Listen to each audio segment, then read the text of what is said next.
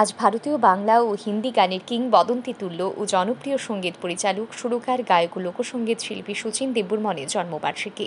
প্রায় ১০০ বছর পরেও বাংলা গানের শ্রোতাদের কাছে তার কালোত্তীর্ণ গানের আবেদন কিছুমাত্র লক্ষ্য হয়নি। কে যাশ্রে ভাটে গাং বাইয়া, মন দিল না বধূ, বর্ণে গন্ধে ছন্দে গীতিতে। তার রচিত এই গানগুলি আজও প্রত্যেকের হৃদয়ে দোলা দিয়ে যায়। এদিন তথ্য সংস্কৃতি দপ্তরের উদ্যোগে রবীন্দ্র শতবার্ষিকী ভবনে এক অনুষ্ঠানের মধ্য দিয়ে পালিত হয় শচীন কর্তার জন্মবার্ষিকী। এদিনের এই অনুষ্ঠানে উপস্থিত ছিলেন রাজ্যের মুখ্যমন্ত্রী ডক্টর মানিক সাহা, আগরতলা পৌর নিগমের মেয়র দীপক মজুমদার, তথ্য সংস্কৃতি দপ্তরের অধিকর্তা বিম্বিসার ভট্টাচার্য সহ অন্যান্যরা। এদিন মুখ্যমন্ত্রী বলেন, সঙ্গীত শিল্পী, সুরকার, গীতিকার শচীন দেববর্মন এখনও আমাদের হৃদয় জুড়ে রয়েছেন।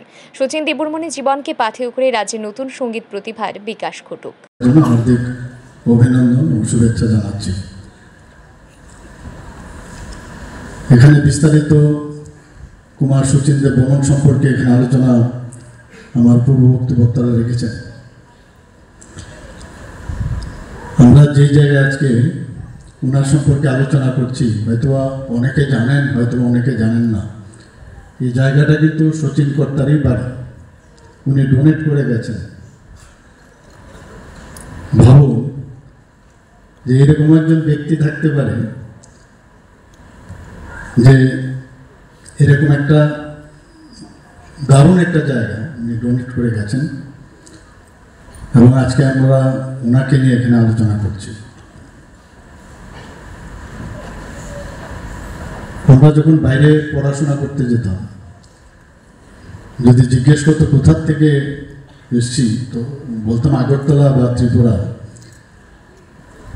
তখনও পেতাম না যে কোনো জিনিসের উপর ভিত্তি করে বলবো যে আমি এমুক জায়গায়। অনেকে চিনত না, বুঝতেও না। ত্রিপুরা মানে আসাম বা বাংলাদেশের সাথে যুক্ত, এরকম একটা অবস্থা ছিল। তো গর্বের যে জায়গা, সেটাকে আমরা বলতাম এস.ডি. বর্মনের, সেখানে উনি জন্মগ্রহণ করেছেন। ট্রুলি স্পিকিং, এটা বলতে হতো, আমাদের বোঝাতে হতো যে আমরা এইরকম এক জায়গার থেকে আমি এসেছি বা আমরা এসেছি যে জায়গায় এরকম একজন সুর সম্রাট শচীন দেববর্মনের জন্ম হয়েছে। এবছর মরণোত্তর শচীন দেববর্মন স্মৃতি পুরস্কারে ভূষিত করা হয়েছে প্রয়াত শাস্ত্রীয় সঙ্গীত শিল্পী রতন কুমার সেনগুপ্তকে। এদিনের অনুষ্ঠানে প্রয়াত রতন কুমার সেনগুপ্তের সহধর্মিণী শিপ্রা সিংহ সেনগুপ্তের হাতে মরণোত্তর শচীন দেববর্মন স্মৃতি পুরস্কার তুলে দেন মুখ্যমন্ত্রী professor doctor Manik Saha. Bureau report, RE news.